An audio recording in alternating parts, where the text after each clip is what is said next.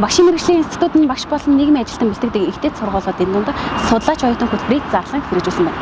Энэ хөтөлбөр нь багш мэргэжлэр суралцж буй оюутан залуусын мэдлэг чадварыг дээшлүүлэх, эрэг хандлагатай чадварлаг босгосон хүчин бий болгох, ажлын байран дээр гарах бэлтгэлийг хангах зорилготой юм. Багшийн мэргэжил дээшлүүлэх институтээс зохион байгуулж байгаа уг хөтөлбөр нийт 3 сарын турш үргэлжилсэн юм.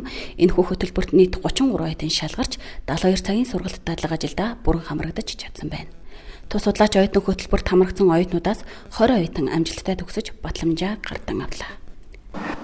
Багш мэргэжлийг сонгосон энэ оюутнуудын дунд судлаач оюутан гэдэг хөтөлбөрийг үнд төлбөргүйгээр энэ мэргэжилтэд дуртай, хайртай, цаашид энэ мэргэжлээрээ ажиллах сонирхолтой, ийм зүрх сэтгэлтэй оюутнуудыг анх удаага манай багш нарын мэргэжил дээшлүүлэх институтээс судлаач оюутнууд гэсэн хөтөлбөр хэрэгжүүлж энэ хөтөлбөр амжилттай хэрэгжиж анхныхаа батламжийг гардаж авч байна.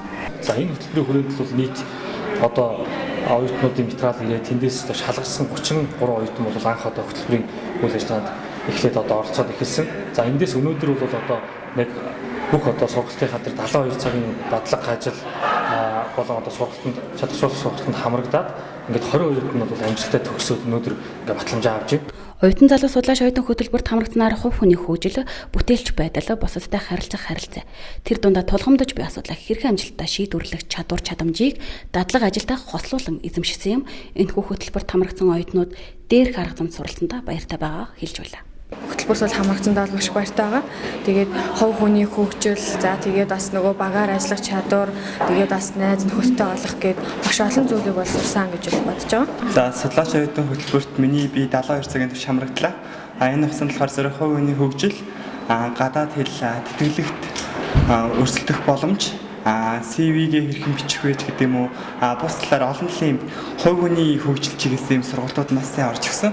Багшийн мэргэжил дээшлүүлэх институтээс ерөнхий боловсролын сургуулийн өмнөх боловсролын мянган багшийн тасралтгүй хөгжлийг дэмжих зорилгоор үндсэн сургалт, төрөлцсөн сургалт, захиалгат сургалт, сонголтод сургалтыг зохион байгуулдаг. 2019 оноос сонголт сургалтын хэлбэрийг нэвтрүүлж байгаач.